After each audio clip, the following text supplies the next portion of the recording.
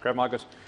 I'm proud to see a government led by my party here, certainly led by Fianna Fáil Taoiseach, initiate this new department, Department of Higher Education and Research, or now Further Education, Higher Education Research, as the Minister, I believe, has renamed it.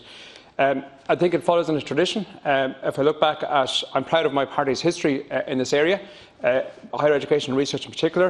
And I think if we look back 60 years to 1940, when Dáil Éireann, another Fianna Fáil Taoiseach, established the Dublin Institute of Advanced Studies, we look to people like the Mass, Tika Whitaker, opening the door to foreign direct investment in the 1960s. We look at Donogh O'Malley opening the door to secondary school education in 1969. And I think those moves together, I suppose the Massian foreign direct investment economy opening up the doors for the first time to newcomers and to economic expansion, coupled with O'Malley's investment in second level education, I suppose opened the door and drove on the next wave of our economic activity and success, what I call a graduate pipeline. And began to develop those graduates and those school leavers and those third-level graduates that could go on to work in those foreign direct investment centres, and I suppose coupled together to attract multinationals and investment in technology, in pharma, in electronics and many other sectors to our shores.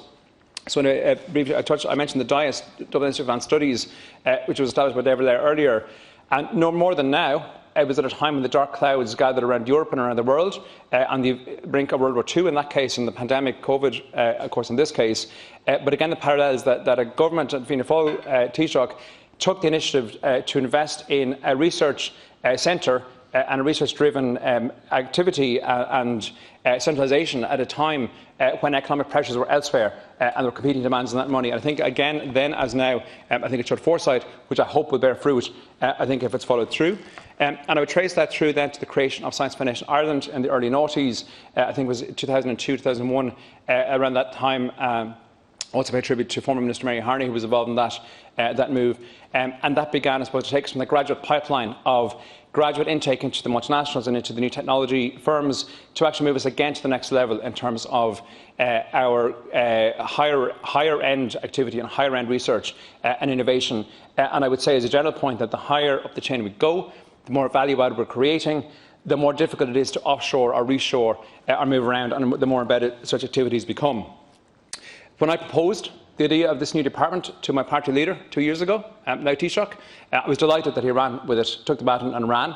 It formed part of our manifesto coming into the last election, and indeed it formed a pivotal point in the talks. And now we're at this stage where it is now a part of the new government, or will be if the motion passes today. One of the reasons that I thought this was so important is when I served as opposition spokesperson for science, technology and research, I was engaged intensively with the universities, with the agencies, with the research sector, and it struck me how, despite those early advances, the neglect, I suppose the lack of attention and priority that had been given to the sector over perhaps the last decade, and how they had suffered. And I appreciate that statistics can be trotted out to suggest that we're in the top 10 for this or we're the top 5 for that. And certain agencies would do that, and there's some merit in some of those claims. But I would also say that some of those rankings are based upon long-lived activities, and really what we're seeing in some of those citations is the tail end of that investment in the early noughties and before. And in actual fact, based on current trends, if the decline in channelling of funding to the research sector was to continue, we would actually begin to see in 5-10 years hence a trading off. And I suppose in a ways we're already beginning to see that. And the plight of our universities, I think, is centre stage in that. When we realise that in the current year, I think the last 2 years, no Irish university any longer occupies the top 100, which is an awful indictment on the country, actually, for a land of saints and scholars. Certainly we aspire to be a land of scholars still, that we don't have a university in the top 100 globally. We had 2, 3, I think, at one stage. Certainly you had 2. It was UCD and Trinity were normally up, even in the top 50 up until recently. Trinity, I think, is in at 101, and hopefully we'll get over the line again. But I think that's indicative of that decline that we've seen. As I said, the stats can tell one story, but the research community, I suppose, will tell another story. And that investment is so important. It's also the case that the funding that was available in recent years was channelled in a particular way. It was channelled in what I would suggest quite a narrow way, and that funding was directed to those activities that could generate jobs are immediate or short-term economic potential. And while that's extremely important, and it's an important part of the strategy, it is not the be-all and end-all, and never should be, because the pursuit of knowledge, I believe, is a public good in its own right. But I also believe it is a foundation of a successful society, a successful nation, but also it will drive longer-term dividends if we go on. And schemes like PRTLI, and I hope the new department and the new ministers will pick up the baton on this one as well. The Programme for Research in Third-Level Institutions, the last time this initiative was funded was in 2010, and then Taoiseach Brian Cowan, at the height of the fiscal crisis, committed over $330 million into that fund, which is a broad-based fund which would go across all the centres and all the activities across all the higher education institutions and allow the renewal of labs and libraries and bread and butter type activities. That fund is yet to be refreshed, and I asked for this several times in the last Dáil and put it on the table to no joy. So I would strongly suggest to the new ministers that examine the PRTLI fund or a similar successor fund and channel that out into the universities and into the sector. We need to fill that funding gap. I've mentioned the economic ramifications. For Ireland to compete on the world stage, we have gone from an agrarian economy to a post-industrial one in the space of about 20 years, and that happened in that Lamassian initiatives that I spoke about. For us to continue to compete, our direct economic rivals are not really the BRICS. It's not really the Brazil, Russia, India, China's. It's not really the States. We are part of the EU, so part of that bloc as opposed to a competitor. But I would suggest that our competition are the small advanced states, the small advanced economies, the New Zealands, the Denmarks, the Israels, the South Koreas. And these are the countries that actually invest heavily in R&D at present. And if we look at our targets, the targets that the government set for investment in research and development was 2.5% of GDP. For Ireland to meet that target in the last government, got nowhere near it. 1.45, I think, was at the height of what we got in terms of percentage of GDP that we invest in research and development. Now, if we're going to compete on the world stage, compete in the knowledge economy, which is where we should be setting our future economic sights, we need to get far up to 2.5 and far beyond it. And that's where the Denmarks and the Israels and the New Zealands already are. And actually, as a converse, it's no surprise that the same states were successful or perceived to be successful in the fight against the pandemic because, put simply, they had the science to back it up. And I think it was so important that they did that. There are huge opportunities in this space. There are huge opportunities if we do it right, if we capture it correctly, to build that value-add activity. Life sciences, pharma, tech, internet, many of these firms are already here. Many more will invest. And most importantly, indigenous firms will arise and spring up because we have the talent. One thing we have no shortage of, thankfully, in this country is brainpower and raw talent available to us. But we need to reward it, we need to prioritise it, we need to invest in it, we need to foster it, we need to keep it on these shores.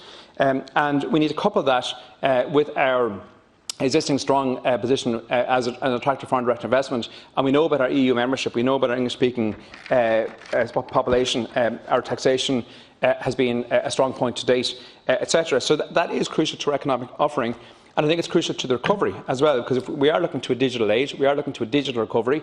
I think it also ties in with the green recovery in terms of new technologies, new digital means of doing things. But I suppose moving on from the economy, it's also important that we fund research across the board, because the best discoveries happen by accident.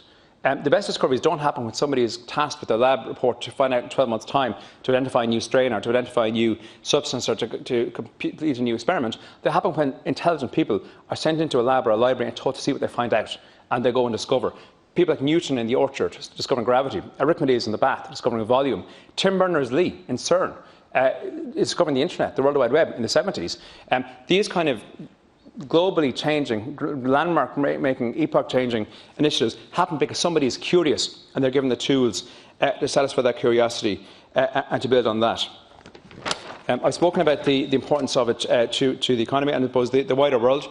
And staying in the wider world, I mentioned CERN.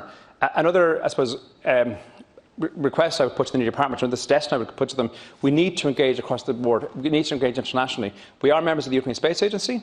In the last term, we joined the European Southern Observatory, something I worked with a number of astrophysicists to ensure it happened. These are maybe small in their own sectors, but they actually have massive ramifications, and there are huge opportunities that flow from that in terms of tenders, in terms of study opportunities, in terms of jobs, in terms of the ability to collaborate.